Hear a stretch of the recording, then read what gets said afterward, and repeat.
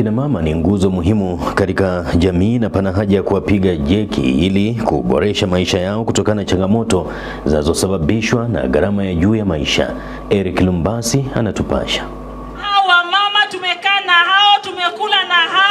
Ni kutokana na hili ndipo kina mama eneo la Msakasa katika eneo bunge la Bumula wamejitokeza kubuni vikundi vitakavyowasaidia kuanzisha miradi ya maendeleo, wakisema kwa sasa hawategemei waume zao kujikimu. Haswa katika CLA groups, katika clusters zetu tuinue na some funds ili ituwezeshe, kwa sababu wakati huu kuna wale watoto ambao tunasaidia, kuna mayatima, kuna wale wa mama wajane, kuna wazee ambao hawajiwezi. Kwa hivyo kulingana na uwezo wetu inakuwa huko chini. Kwa hivyo tunaomba viongozi watusaidie, watutembelee ili watusikize kwa ground, waone tuko na maono gani, watuwezeshe tuinuke kibiashara, tuinuke kielimu na kimaisha pia.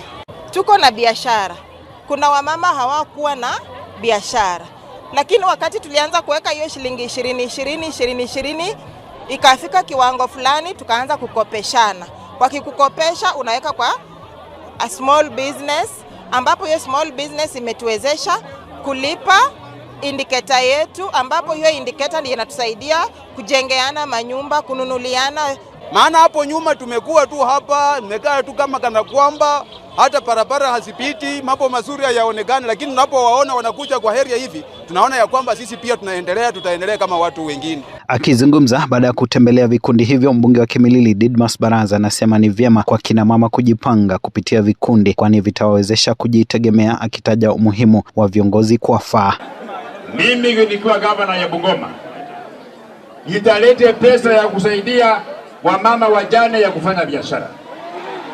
Na mama mjane, according to my definition, mama mjane si tu yule mama ambaye mzee alikufa peke yake.